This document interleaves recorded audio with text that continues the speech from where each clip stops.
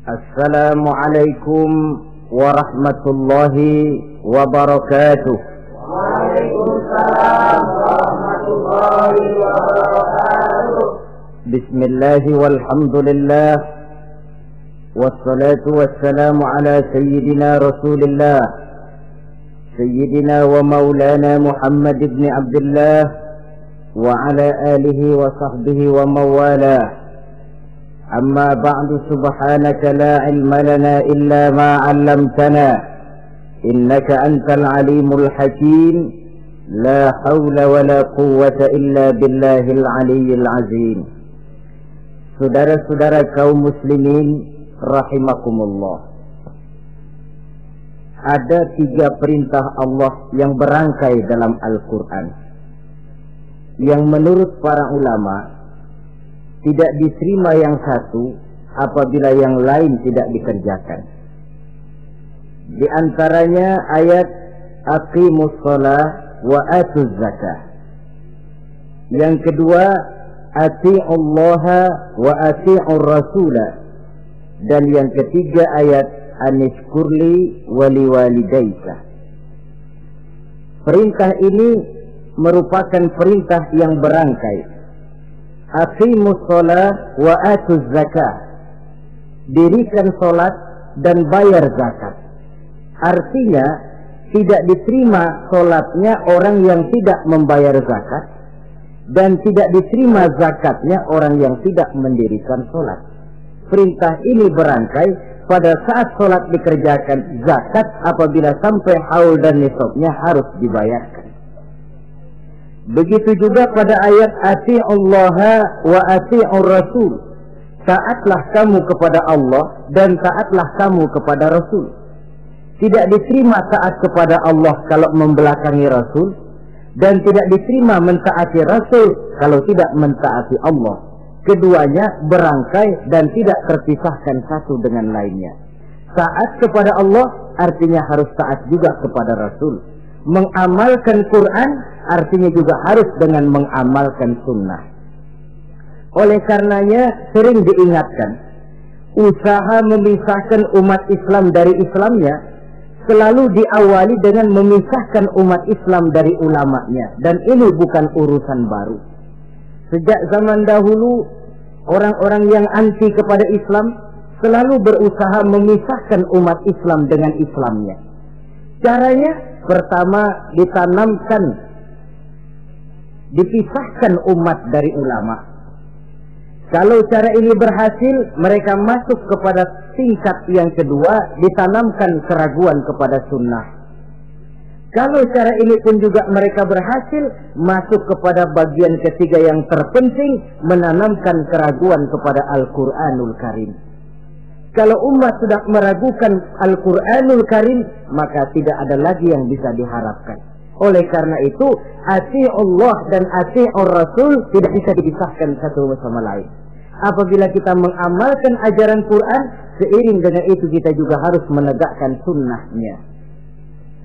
Adapun ayat yang ketiga yang merupakan perintah berangkai ini, anishkurli wali walidaika, kata Allah.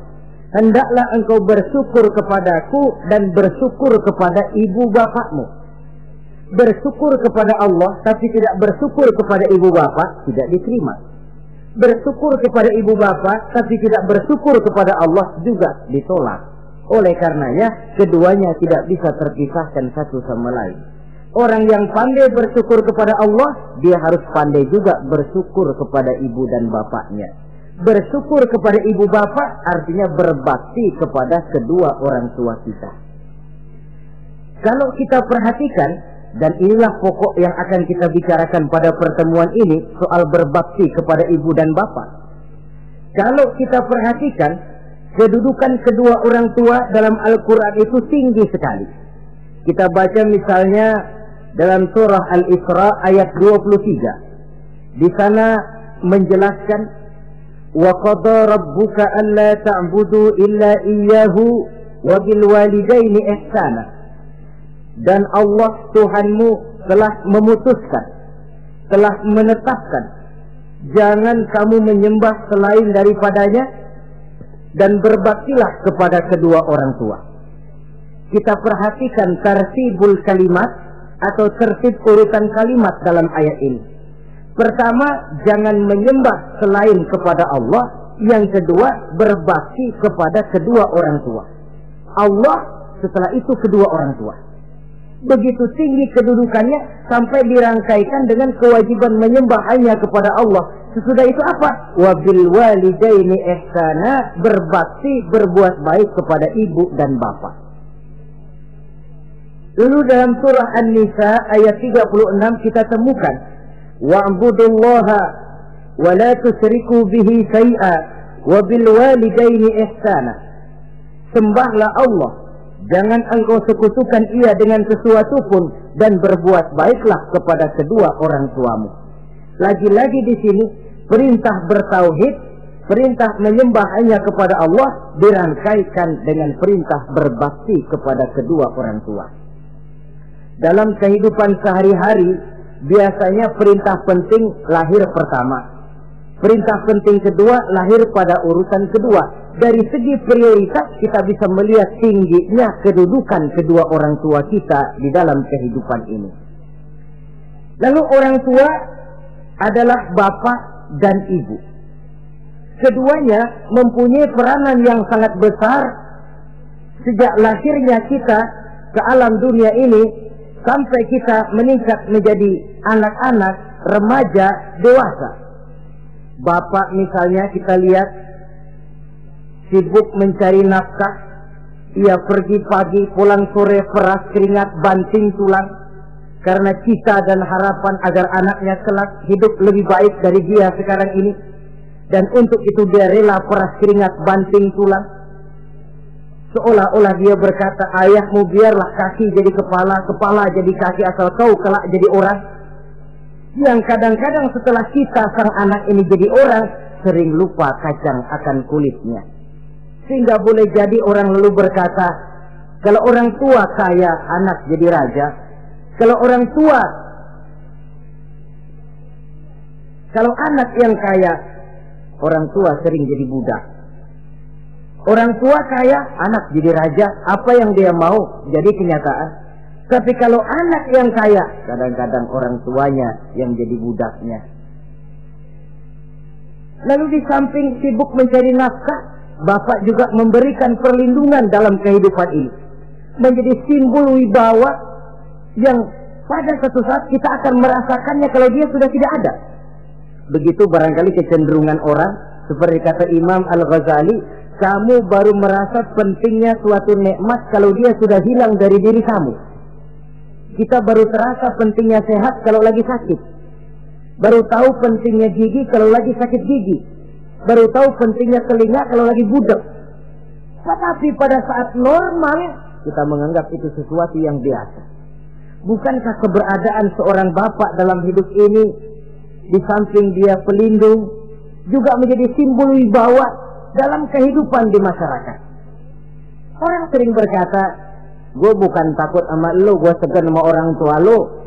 Masih ada yang disegani, masih ada yang dihormati.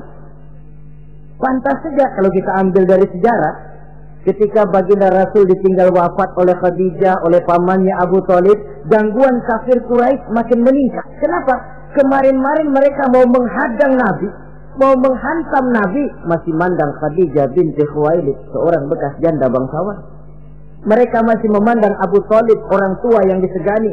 Sekarang dua-duanya sudah tidak ada, apalagi yang mau disegani, hantam saja sudah Muhammad. Itu pun dirasakan oleh pribadi Nabi kita. Saudara-saudara kaum muslimin, apalagi yang namanya ibu, dia lebih banyak menangani kita. Pantas kalau Rasul satu saat ditanya orang, ya Rasul, siapa sih yang paling harus saya taati di dunia ini? Ibumu. Lalu siapa lagi ya Rasul? Ibumu. Kemudian setelah itu siapa ya Rasul?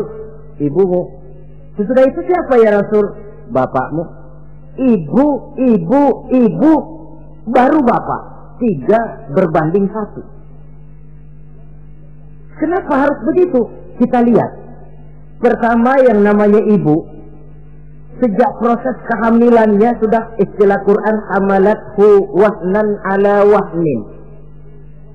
dia mengandung kita dalam keberatan yang bertumpuk di atas keberatan, berat kuadrat.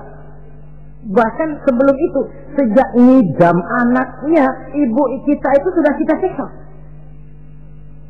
Yang kepengen dimakan, yang bukan-bukan, muntah nggak karu-karuan, keinginan yang tidak musim,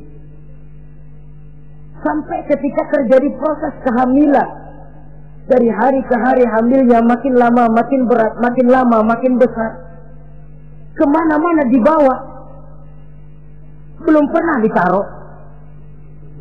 Ini berat, mau ke pasar, taruh dulu sebentar. Tidak. Itu ya saudara, orang hamil itu ya, saya sendiri alhamdulillah belum pernah hamil. Tapi kalau kira-kira 2 kilo itu ada itu. Umpama pengen ngerasain, cari kelapa yang beratnya kira-kira 2 kilo, jantung di perut kemana-mana bawa. Apa enak kayak begitu itu? Kehamilannya makin lama makin besar, makin lama makin besar. Tidurnya pun sudah serba sulit dan serba salah. Sampai dia kepada saat kelahirannya, saat melahirkannya, berhadapan dengan 2 pilihan. Kalau tidak hidup, mati. Dan seorang suami tidak pernah menghadapi saat-saat kritis macam gitu. Paling-paling waktu istrinya melahirkan, dia cuma nungguin di depan pintu. Bingung, gelisah, tapi masih sempat ngerokok. Si istri sudah pasrah berhadapan dengan kalau tidak hidup, mati. Saudara hadirin yang saya hormati, dalam pilihan itu dia lahirkan anaknya ke alam ini. Dan maha adil Allah. Andai kata pun seorang perempuan kalah dalam perjuangan ketika melahirkan anaknya, dia meninggal, dia mendapat pahala seperti orang yang mati syahid. Sebab orang mati syahid itu ada 3 macam. Ada syahid dunia akhirat. Ini orang yang pergi perang membela agama, niatnya karena Allah, dia gugur di medan perang, syahid dunia akhirat. Tidak usah dimandikan, dikafankan, disolatkan, dikubur dengan pakaian yang dia pakai, yang berlumur darah itu. Yang kedua, ada orang mendapat syahid akhirat. Artinya, mendapat pahala seperti pahalanya orang yang mati syahid. Tetapi jenazahnya tetap wajib diurus seperti biasa. Dimandikan, dikafankan, disolatkan. Hanya pahalanya seperti pahala orang mati syahid. Siapa mereka? Al-Gharik.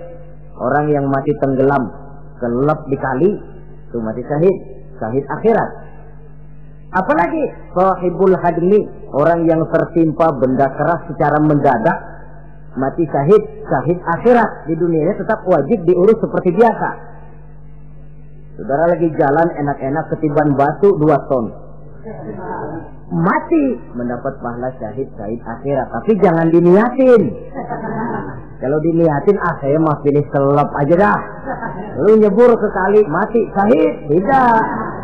Konyol malah itu, bunuh diri namanya. Nah, di antaranya yang mati syahid itu perempuan yang meninggal pada saat melahirkan anaknya. Tapi masalah kita dalam pilihan antara hidup dan mati, dia lahirkan anaknya ke alam ini. Lalu proses mengasuh dan membesarkan lebih banyak sang ibu ketimbang sang bapak.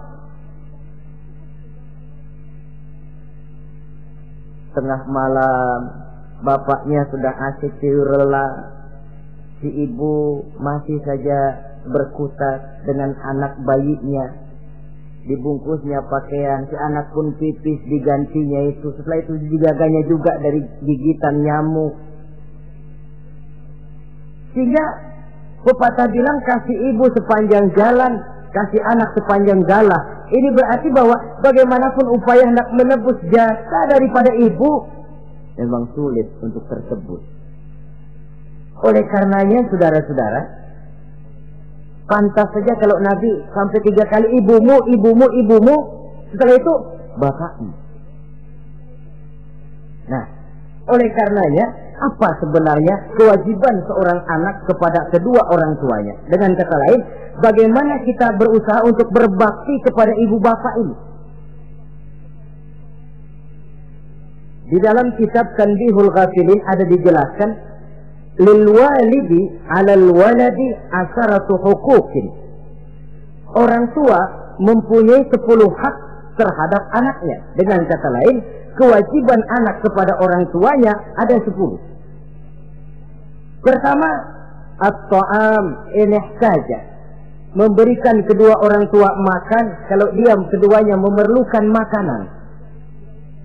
Malah yang lebih ideal dia usahakan agar makanan yang diberikan kepada kedua orang tuanya lebih baik dari yang dia makan sendiri.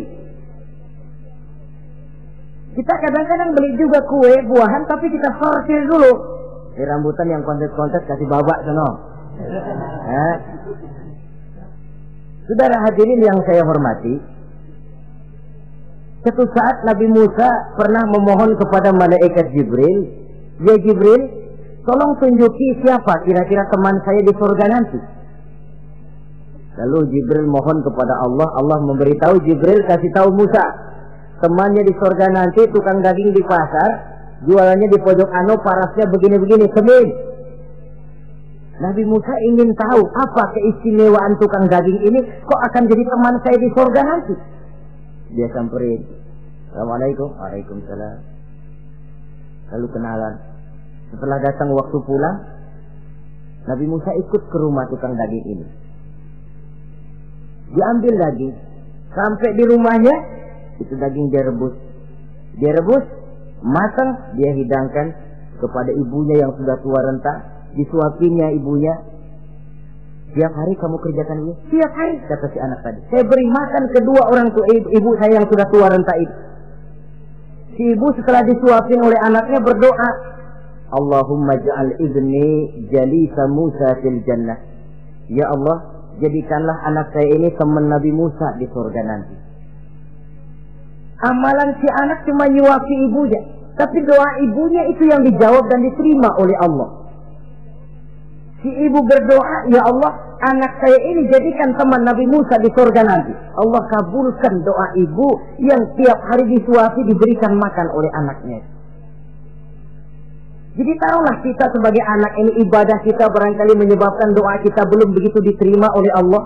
Permohonan kita barangkali masih nyangkut di langit. Tapi jika kita bisa menyenangkan hati ibu bapak kita yang mendoakan kita, insya Allah makbul. Sebab orang tua itu doanya makbul, sumpahnya juga manjur. Kalau ibu sudah berkata, "Nak, air mata yang tertumpah terurai untuk mengasuh dan membesarkanmu, nak. Air susu ibu yang kau minum sampai kau tumbuh menjadi dewasa semacam ini, seluruh cucuran keringat dan jerih payah ibu rela, nak. Mudah-mudahan kau jadi orang berguna. Insya Allah hidup ada berkahnya." Tapi kalau hati orang tua sudah masghul, apalagi sampai keluar sumpahnya, banyak legenda-legenda, entah itu yang namanya si Malin Kundang, anak durhako, entah itu riwayat-riwayat lain yang menjelaskan bahwa tidak ada keberkahan yang bisa tegak tanpa doa dari ibu dan bapak. Saudara-saudara kaum muslimin yang saya hormati, memberikan makan kepada kedua orang tua. Sekarang kalau kedua orang tua mampu bagaimana? Tidak jadi soal. Tidak jadi soal orang tua mampu atau tidak kita memberikan, mengirimkan makanan. Apalagi kalau orang tua kita sudah lanjut usianya, ialah kalau umur 40-50 tahun masih bisa makan sendiri. Tapi pada saat saudara yang berbahagia dikaruniai orang tua berumur panjang, 70, 80, 90 tahun, sesuai dengan janji Allah, "Wa man nu'ammirhu nunakkishu fil khalqi." Siapa yang kami panjangkan umurnya, kami kurangi bentuk kejadiannya. Artinya berkurang nikmat Allah itu. Panjang umur, nikmat berkurang. Artinya mata sudah lamur, pikiran sudah rada pikun. Nunakkishu fil khalqi, berkurang kejadian asalnya itu. Kesempurnaannya sudah tidak ada lagi. Mengurus orang tua macam begitu memang kalau nurutin pegelnya ya makan nasi. Kadang-kadang karena pikun, pagi-pagi pengen kita beli es puket, makan. Lagi zaman susah tukang bubur, kepengen makan bubur. Tapi di situ ujian. Begitulah dahulu orang tua kita melayani kita dikala kita belum masih merah, belum bisa berbuat apa-apa, belum punya pilihan, tapi mereka sabar, mereka ikhlas. Tidak sabarkah kita? Tidak ikhlaskah kita di hari tua mereka? Kita mengasuh dan melayani mereka. Kadang-kadang karena rewel, anak ketelepasan omong, udah tua, rewel aja. Hancur hatinya. Dalam keadaan tidak berdaya, mendapat kata yang tidak enak lagi dari anak-anaknya. Saudara hadirin yang saya hormati, jadi soal orang tua mampu atau tidak memberi makan, itu bukan soal, tapi kewajiban anak memberikan makan kepada kedua orang tuanya. Ini kewajiban yang pertama. Kewajiban yang kedua, al-khidmatu in ihtaja. Al-khidmah artinya berbakti kepada ibu dan bapak. Satu hari ketika kumpul dengan para sahabat, Nabi pernah berpesan kepada Sayyidina Umar bin Khattab radhiyallahu anhu. Umar, saya ya Rasul, nanti kalau kamu sempat datang ke kota Madinah, Umar, cari anak muda yang bernama Uwais Al-Qarni dan kau minta didoakan olehnya. Sayyidina Umar heran. Ini yang menyuruh Rasul. Padahal Rasul doanya mustajab. Dan lagian masih banyak orang-orang tua. Kenapa kalau datang ke Madinah suruh cari anak muda namanya Uwais Qarni dan minta didoakan olehnya? Apa keistimewaan Uwais Al-Qarni ini? Jadi ini pun juga alasan kata Nabi, aksiru minan nas bidu'ail khair fa innaka la tadri min ayyi fahin yuqbal. Banyak-banyaklah kamu minta doa kebaikan dari orang lain, sebab kamu tidak tahu dari mulut yang mana doa diterima Allah. Menurut kita barangkali orangnya kere, nggak ada potongan, tapi kalau doanya diterima Allah, siapa yang sanggup menghalangi? Ada orang bilang, enakan doa sendiri langsung mantap, tidak jelek. Tapi minta didoakan orang lain pun tidak salah. Saudara-saudara yang saya hormati, kadang-kadang tukang minta-minta pengemis datang ke rumah. Kita kasih 100 rupiah, lalu keluar doanya kan, mudah-mudahan rezekinya bapak lancar dan segala macam. Ada orang yang nggak sabar, dia bilang, Allah kenapa saya kamu doain dirimu sendiri aja dah, supaya besok jangan jadi pengemis lagi. Secara logika mungkin, secara logika. Tapi agama bukan cuma logika. Siapa tahu dan siapa yang bisa menghalangi kalau doa dari mulut tukang pengemis itu yang diterima Allah? Tidak seorang pun yang tahu. Nah, Sayyidina Umar heran, apa sih keistimewaan Uwais Al-Qarni ini? Ketika beliau ke Madinah diselidiki, apa keistimewaan si Uwais ini? Masih muda, tapi saya oleh Nabi disuruh temuin dan minta didoakan olehnya. Nah, jadi dalam pandangan Allah itu ya nggak ngurus tuanya. Yang afdal itu yang tua dan banyak ibadahnya, dekat dengan Allah. Tapi kalau tuanya cuma kejemur, ya mending-mending yang muda dan banyak ibadahnya. Uwais Al-Qarni ini contoh. Apa ibadah Uwais Al-Qarni? Ternyata dia seorang anak yang sangat berbakti kepada ibunya. Ayahnya sudah meninggal. Dia pernah menggendong ibunya dari Madinah ke Mekah cuma untuk bikin haji dan untuk bertemu dengan Rasul. Sayang, tidak sempat bertemu dengan Rasul. Menggendong ibu dari Madinah ke Mekah itu kira-kira 465 kilo ya. Jakarta Semarang. Digendong ibunya. Kita kadang-kadang ibu kita ini sudah sakit payah, mau ke dokter saja masih manggil orang, tolongin mak gua noh. Masih minta tolongin.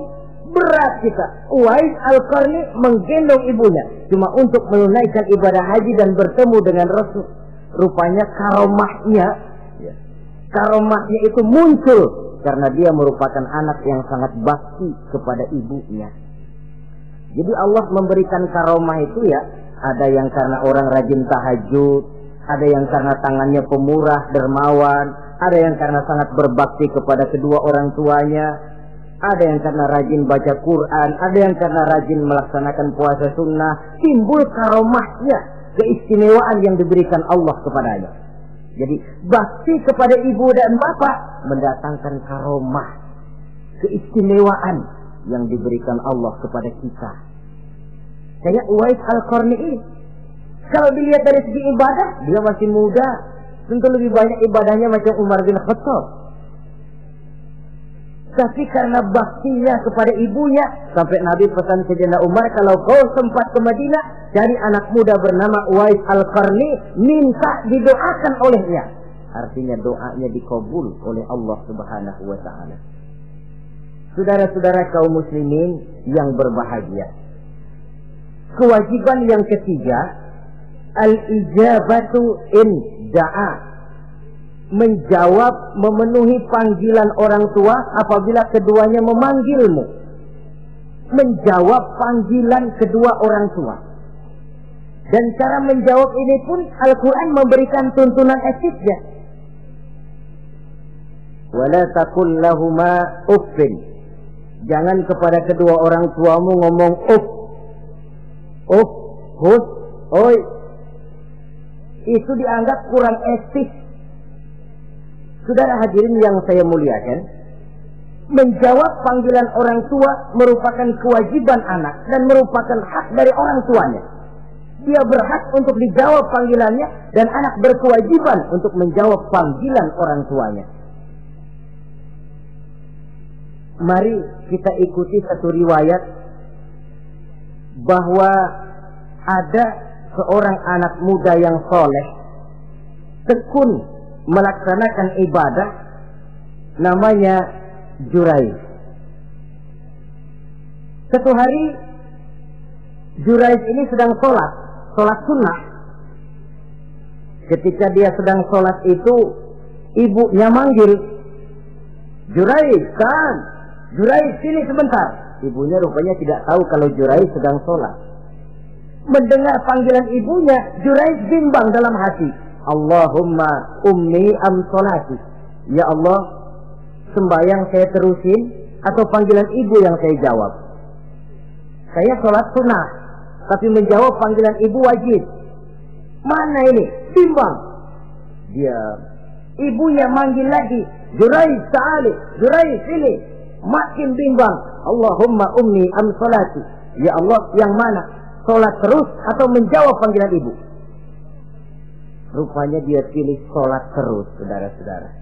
Dia tidak jawab panggilan ibunya.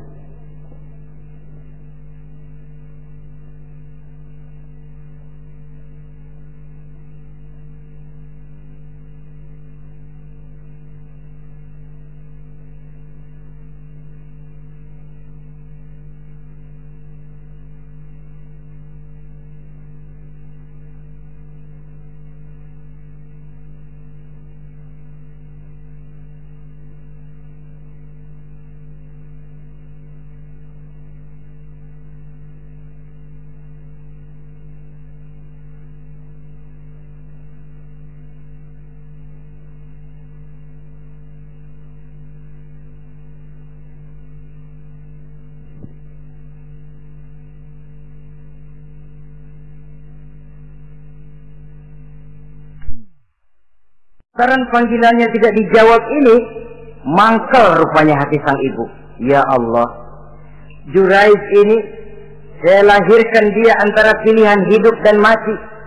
Saya asuh dan saya besarkan dia. Cuma saya panggil tidak mau menjawab, sakit hati saya. Keluar katanya, ya Allah, jangan mati Jurayj sebelum dia bertemu orang jahat. Nah, berlalulah riwayat ini. Hari berganti hari, bertukar minggu pergi, datanglah bulan. Kesolehan anak muda yang bernama Jurayj ini terkenal ke seluruh kampung. Dan biasa, kalau ada orang yang soleh, apalagi dia masih muda, yang usil banyak. Dan yang usil ini selalu berusaha mencari jalan bagaimana menghancurkan Jurayj ini.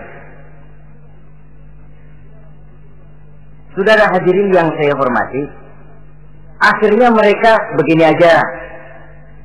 Jurayj kan masih muda, kita goda pakai harta. Ah, tidak mungkin. Jurayj itu bukan orang yang mata duitan, dia tidak akan luluh oleh harta. Kita tawarkan kedudukan, juga tidak bisa. Begini saja, dia kan masih muda tuh. Iya. Umpanin perempuan aja dah. Kirim cewek yang agak kece.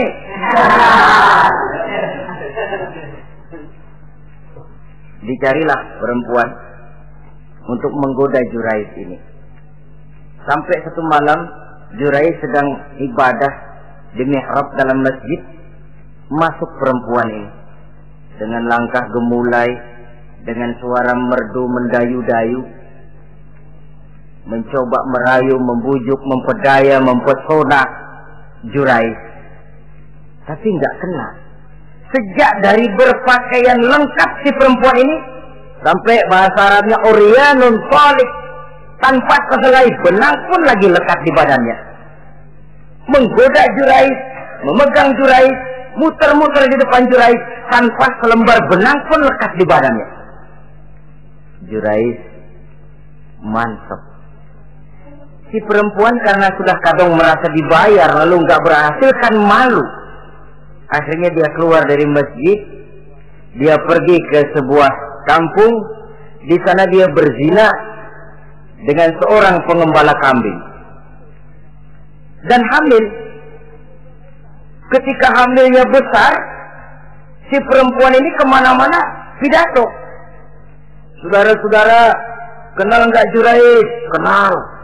Yang katanya rajin benar ibadah tuh, yang mainannya di masjid melulu, yang mainannya tasbih melulu. Nih, perut saya nih. Dia urusannya tuh. Jurais, apa betul? Oh. Akhirnya Jurais dicari orang, macam-macam, yang caci maki, bahkan ada yang bikin pakai batu sampai berdarah kakinya, berdarah tangannya. Caci maki orang sudah nggak karu-karuan. Masjid lo ya, topeng doang lo. Saudara hadirin yang saya hormati, kita lihat di sini, Jurais sedang sholat sunnah, dipanggil oleh ibunya, tidak menjawab. Cuma itu ilasnya. Dan ibunya pun tidak tahu kalau Jurais sedang sholat. Keluar omongan yang tidak enak, dan omongan itu manjur. Kata Jurais, saudara-saudara begini, apakah di antara saudara-saudara ada yang lihat saya melakukan zina dengan perempuan ini? Tidak ada. Lalu atas dasar apa saudara menuduh saya? Ya pengakuan si perempuan tadi. Nggak bisa dong kalau nggak ada saksi. Sekarang begini saja, bagaimanapun saya ngotot, saudara nggak percaya, kita tunggu saja sampai si bayi ini lahir. Kita tanya dia nanti siapa bapaknya. Baiklah kalau begitu. Ditunggulah saat kelahiran sang bayi. Begitu bayi itu lahir ke alam ini, bron merah, masih orok. Setelah dibersihkan, ditekan perutnya oleh Jurais. Ya gulam, kul man abuk. Bayi, tolong kasih tahu siapa bapakmu. Dengan izin Allah itu orok, bayi yang masih merah ngomong, bapak saya tukang ngangon kambing di kampung Ano. Kata Jurais tuh kan, gua tuh juga bukan gua ya. Gak percaya sih ente, main sabot aja. Begini akhirnya nih, ternyata sedang sholat sunnah dipanggil, tidak menjawab, ibunya mangkel, keluar omongan tidak enak, itu masih manjur.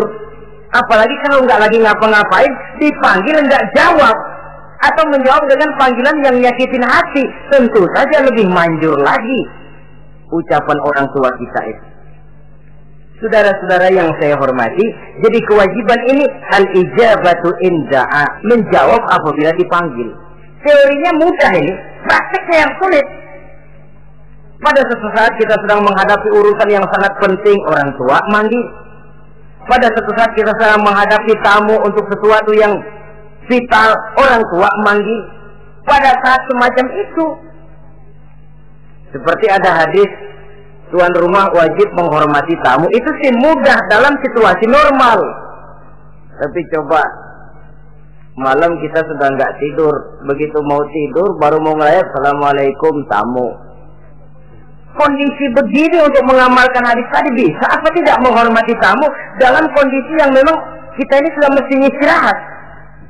Mestinya kan hati kita, kamu nggak tahu diri banget, gue mau tidur. Datang. Kalau kondisinya normal, menghormati tamu bukan sesuatu yang sulit. Begitu juga menjawab panggilan orang tua ini. Kalau kondisinya normal, mudah. Tapi dalam kondisi di mana kita berhadapan dengan pilihan ini atau ini, di situ akan kelihatan bakti anak kepada kedua orang tuanya. Yang keempat, kewajiban anak al-ita'atu in amara ghairi maksiyatin. Taat kepada ibu bapak sepanjang perintahnya tidak untuk maksiat kepada Allah. Kalau sudah perintahnya untuk maksiat, gugur kewajiban untuk taat. Umpamanya ada orang tua ngajak anaknya, "Nak, Om, warung pojok yuk." "Ngapain, Mbak?" "Kita teler." Umpama anak tidak wajib taat. Atau ada orang tua musyawarah sama anaknya, "Nah, gimana kalau kita pindah agama saja?" Tidak wajib taat. Sepanjang perintah itu tidak untuk melakukan maksiat kepada Allah, anak wajib taat. Dan jangan lupa, kewajiban taat kepada kedua orang tua di bawah kewajiban taat kepada Allah dan Rasulnya. Allah dan Rasulnya, setelah itu ibu bapak. Apabila perintah tidak untuk melakukan maksiat, maka anak wajib untuk melakukan taat kepada kedua orang tuanya. Ini kewajiban yang keempat. Apatah lagi kalau cuma sekedar diperintah ngaji, diperintah sekolah, diperintah melakukan membantu pekerjaan yang ada di rumah. Itu sudah perintah yang di samping bermanfaat buat keluarga, juga menyangkut hari depan kita sendiri sebagai anak. Kadang-kadang memang kita mengukur dari sudut kepentingan kita tanpa melihat jauh ke depan. Misalnya, ada anak pulang sekolah, langsung ambil layangan sama benang berangkat ke lapangan. Orang tua, karena melihat jauh ke depan, anak ini lelahnya belum hilang. Dipanggil, "Nak, pulang nak, jangan main layangan. Sini dulu kau istirahat, makan, sholat, tidur siang nak. Nanti bangun tidur barulah main." Si anak mungkin hatinya ngedumil, "Bapak, orang main layangan aja dilarang." Ini kesan yang timbul. Orang main layangan saja kok dilarang. Padahal larangan ini adalah untuk kemanfaatan dan kemaslahatan si anak itu sendiri. Tapi anak tidak mau mengerti. Yang dia tahu, dia dilarang main layangan. Itu cuma karena pandangannya yang tidak jauh menerawang ke depan. Pepatah bilang, sekejam-kejamnya macan tidak ada yang makan anaknya sendiri. Artinya, bagaimanapun kondisinya, orang tua itu tidak ada yang akan sampai untuk menyengsarakan anaknya. Saudara-saudara kaum muslimin rahimakumullah. Jadi yang keempat, kewajiban untuk taat sepanjang tidak melakukan maksiat kepada Allah Subhanahu wa taala. Yang kelima, at-takallum ma'ahu bil-lin. Apabila bercakap-cakap dengan kedua orang tua, hendaklah dengan tutur kata yang lemah lembut. Wala tanharhuma wala taqul lahuma uffin wa qul lahuma qawlan karima. Jangan membentak, jangan uff saja, hus saja, itu sudah tercela dan tidak boleh menurut ajaran agama. Apatah lagi sampai membentak, maaf, apalagi sampai melakukan tindakan kekerasan. Menendang orang tua, na'udzubillah, summa na'udzubillah. Memukul orang tua sendiri, Allah karim. Orang tua yang menyebabkan secara zahir keberadaan dia ke alam ini, sampai hati ditendang, dipukul, dibangsat-bangsati. Tidak ada kedurhakaan yang lebih berat selain daripada kedurhakaan kepada kedua orang tua sesudah orang menyekutukan Allah. Sehingga pantas kalau Nabi memberikan vonis, ridullah fi ridul walidain wa suhtullah fi suhtul walidain. Keredoan Allah di dalam keredoan ibu bapak, dan murka Allah pun berada dalam kemurkaan ibu bapak. Ibu bapak ridho, Allah insya Allah ridho. Ibu bapak murka, Allah murka. Jadi kebahagiaan apa yang bisa kita tegakkan dalam hidup tanpa restu dan doa kedua orang tua kita? Si anak mungkin karena pendidikannya lebih tinggi, pengalamannya lebih luas, pergi ke mancanegara, bisa segala macam bahasa, dididik secara canggih. Tapi apakah itu lalu berarti dia harus memalingkan diri dari kedua orang tuanya? Sama sekali tidak. Disinilah unsur yang namanya keberkahan. Maka sering dijelaskan orang tua adalah keramat hidup. Kita sering ziarah. Ya kadang-kadang kalau yang diziarahi kiai ya lumayan. Kadang-kadang yang diziarahi dukun yang sembahyang aja enggak. Cari mbah ano, cari ambah ano, cari keramat ano, cari keramat ini, cari keramat itu. Dan jangan lupa di beberapa daerah yang namanya kiai itu ya, yang disebut kiai, bukan cuma orang yang ngerti agama. Ya kalau saudara ke keraton Jogja mana segala gerobak namanya kiai. Iya toh, kereta kencana itu degung namanya kiai. Lalu jangan lupa itu misi Zending pertama namanya juga Kiai Sadrak itu. Kiai, tapi misi Zending. Kalau di sana itu kiai itu panggilan untuk yang dipertua.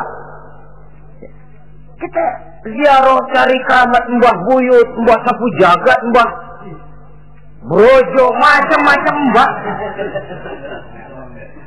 Tapi kita lupa di rumah kita ada keramat hidup. Siapa itu? Ibu bapak kita. Sebelum jauh-jauhlah berziarah ke tempat-tempat yang lain, di rumahku ada keramat yang hidup. Ibu dan bapak kita sendiri. Keramat hidup. Dengan doanya, hidup jadi berkah.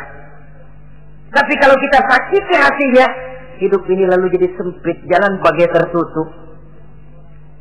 Maka berbahagialah seorang anak apabila dia sudah sanggup melakukan satu bakti yang bisa menyenangkan hati kedua orang tuanya.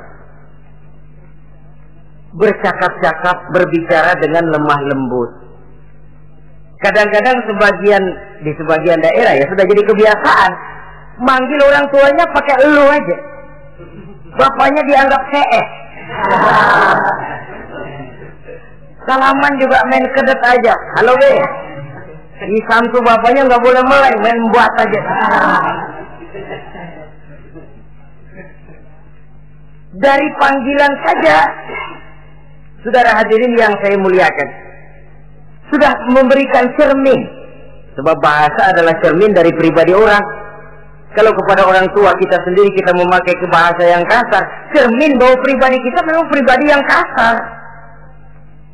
Jadi pantas kalau agama mengatakan, apabila kedua orang tuamu sudah mencapai usia lanjut, wala tanharhuma, jangan membentak, wala taqul lahuma uffin, jangan berbicara uff, wa qul lahuma qaulan karima, sampaikan berbicara kepadanya dengan qaulan karima, kata-kata yang mulia, bukan kata-kata yang bagus dan indah diminta, qaulan karima, kata-kata yang mulia. Ya Allah, luhur indah betul bahasa Quran ini. Berbicara kepada kedua orang tua dengan kata-kata yang mulia. Jadi sekedar itu saja tidak boleh, konon lagi sampai membentak. Termasuk orang tua ini yang mertua. Kalau orang tua kan tiga loh. Orang tua yang menyebabkan kita lahir ke dunia, ibu bapak kita. Orang tua yang mempercayakan anaknya kepada kita, mertua kita. Dan orang tua yang mendidik kita, guru kita. Ketiganya berfungsi orang tua. Kewajiban ini juga berlaku. So, mertua kan cuma sekedar istilah. Pada hakikatnya dia adalah orang tua kita juga. Jangan lalu berbeda karena cuma dia bapaknya istri kita. Sama saja.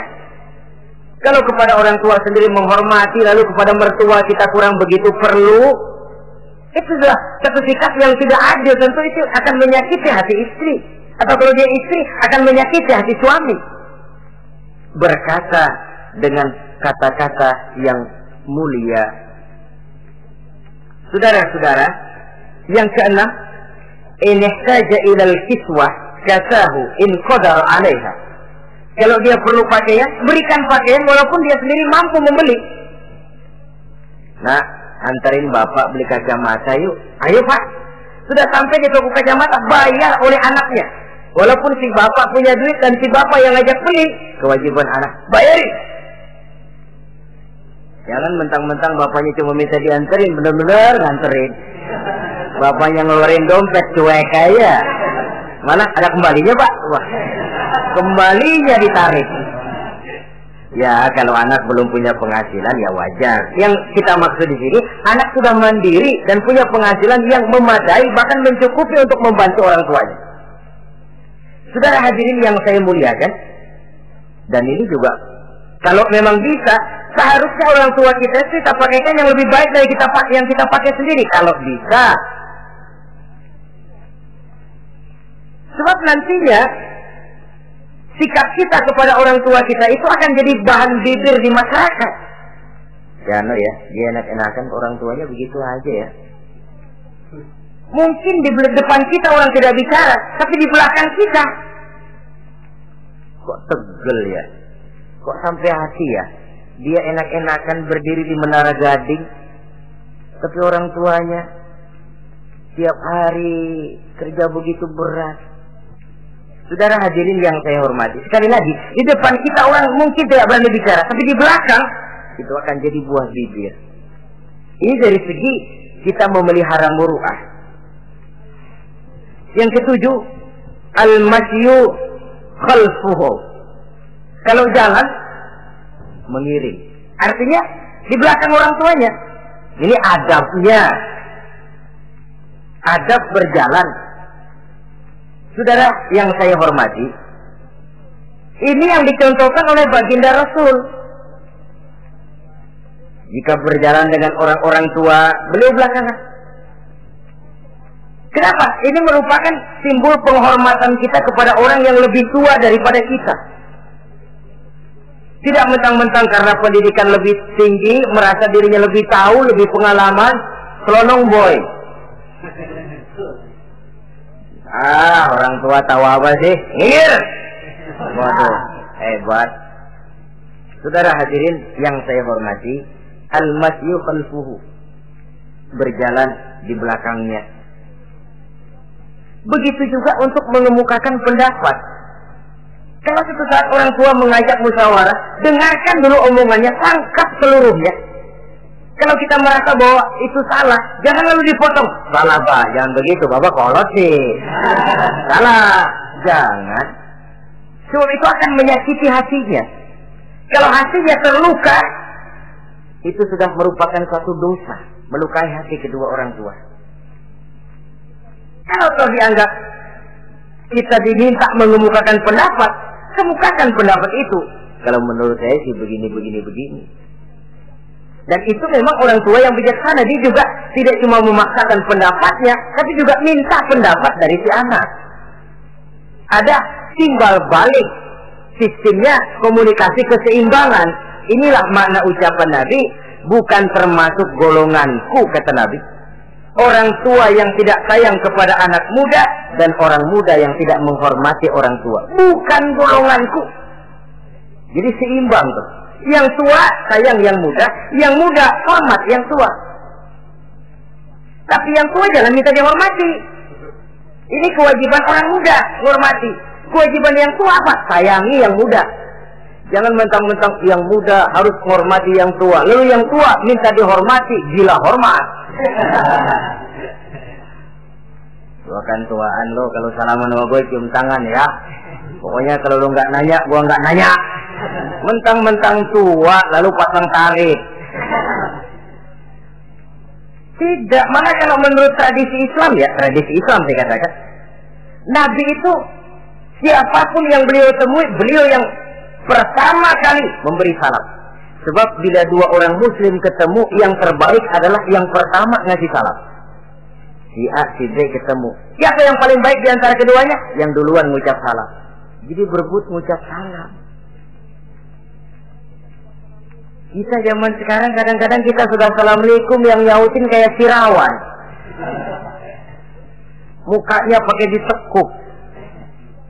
Kita sudah yang muda mau menghormati, yang tua malah gila hormat. Yang muda jangan cuma minta disayangi, tapi nggak sanggup menghormati yang tua. Sistem keseimbangan. Yang tua sayang yang muda hormat kepada yang tua. Kalau ini terwujud, nikmat kehidupan bermasyarakat ini. Kadang-kadang kan pincang, yang tua nggak sayang sama yang muda. Ada bakat-bakat terpendam yang mau maju dianggap saingan. Kalau yang begini maju rusak gua nih. Lalu diteken. Lalu yang muda pun karena merasa pendidikan lebih tinggi, pandangan lebih luas, nyelongcong jadinya. Kurang ajar sama yang tua. Timbul gap, timbul misunderstanding, salah pengertian. Kalau sudah begitu, kesatuan dan persatuan sulit diwujudkan. Maka usaha pun lalu tidak seperti yang seharusnya. Saudara-saudara yang saya hormati, yang ke-8 sekarang, kewajiban anak itu apa? Al-irda'u lahu bima radiya li nafsihi. Mencari keredoan dari orang tua tentang sesuatu yang dia ridho.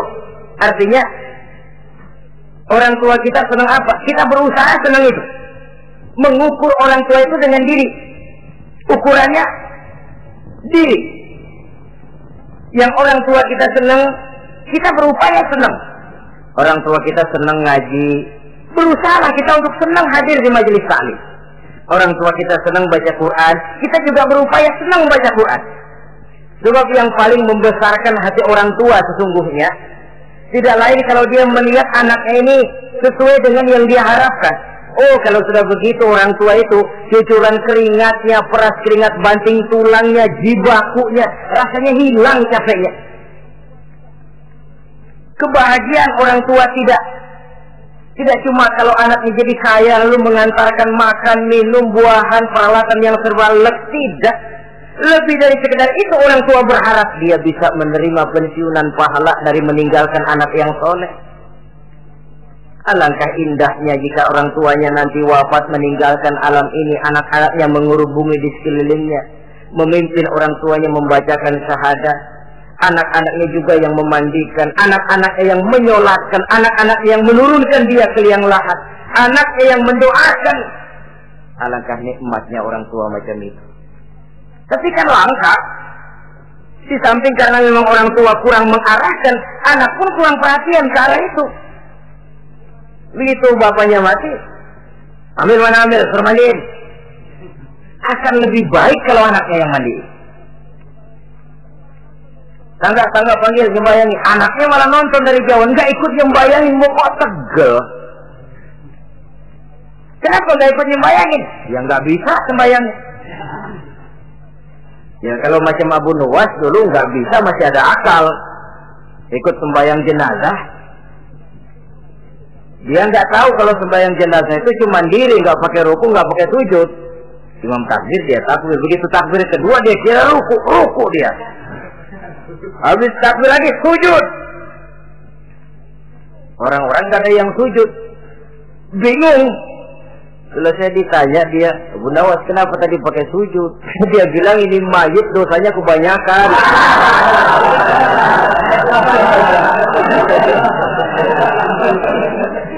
Jadi kalau nggak pakai sujud dosanya nggak diterima katanya. Dosanya nggak diampuni kalau nggak pakai sujud. Makanya saya pakai sujud. Itu sih akal-akalan. Jawaban orang kepepet namanya. Saudara hadirin yang saya hormati, baiklah ya. Yang ke-9, al-ikrahu lahu bima yakrahu li nafsihi. Membenci apa yang dibenci oleh orang tuanya. Orang tua kita enggak senang judi, jangan dekati judi. Orang tua kita enggak suka minuman keras, jangan cekek botol. Orang tua kita enggak senang kalau kita pulang sampai pagi misalnya, jangan pulang pagi. Orang tua kita enggak senang kita hanyut dalam arus pergaulan bebas, batasi pergaulan untuk menjaga hatinya. Kalau kita senang, tapi di depan orang tua kan harus berusaha menjaga hati kedua orang tua kita. Ini tidak berarti bahwa di depan orang tua baik lalu di belakang orang tua merdeka. Kalau di depan orang tua mah kalem, begitu orang tua hilang merdeka, lalu berbuat semau-maunya, tentu tidak. Lalu yang ke-10, ad-du'a lahu bil maghfirah kullama da'a li nafsihi. Mendoakan kedua orang tuanya tiap kali dia mendoakan dirinya. Ya, kewajiban anak tidak lupa tiap kali berdoa untuk dirinya, orang tuanya disertakan. Rabbighfirli wali walidayya, ampuni saya dan ampuni dosa ibu bapak saya. Pak, itu kalau orang tua masih hidup, ya. Sekarang kalau orang tua sudah meninggal, bagaimana berbaktinya? Gampang.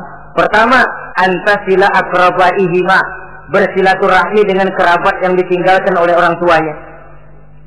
Jadi jangan setelah orang tua mati lalu kehabisan obor.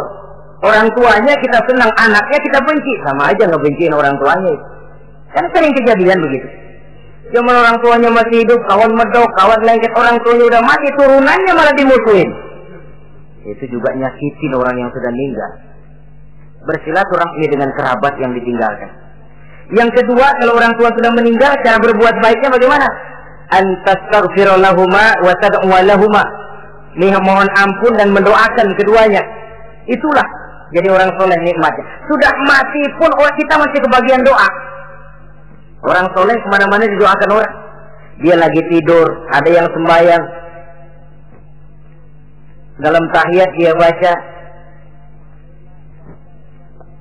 Assalamu alaina wa ala ibadillahi sholihin. Ya Allah, berikan keselamatan kepada kami dan kepada hamba-hambamu yang soleh. Ini orang yang soleh, semua orang soleh kebagian doa itu. Walaupun dia lagi tidur, tidurnya didoakan orang. Dia sudah mati, kuburnya diziarahi orang, dibacakan doa. Lain kalau bajingan, liwat di kuburannya orang serem. Bajingan kemarin mati dipendam di sana. Lu jangan lewat sana, lu kesurupan. Liwat orang ngeri. Bagaimana lagi mau mendoakan? Yang ketiga, orang tua yang sudah meninggal itu cara berbaktinya, wa anta tasaddaqu lahuma. Kalau ada rezeki, bersedekah atas nama keduanya. Pak, 100.000 untuk pembangunan masjid, saya lihat pahalanya untuk almarhum kedua orang tua saya. Insya Allah sampai. Kalau tidak sampai, Rasul tidak akan mengajarkan badal haji. Untuk apa? Diajarkan badal haji artinya amalan orang yang masih hidup ada kaitannya dengan orang yang sudah meninggal. Bersedekah atas nama kedua orang tua. Saudara hadirin yang saya muliakan, mudah-mudahan Allah menjadikan kita anak yang bisa berbakti kepada kedua orang tua kita. Amin. Ini sajalah pertemuan kita yang singkat ini. Terima kasih atas segala perhatian dan mohon maaf atas segala kekurangan. Usikum wa nafsi bi taqwallah. Wassalamualaikum warahmatullahi wabarakatuh. Waalaikumsalam warahmatullahi wabarakatuh.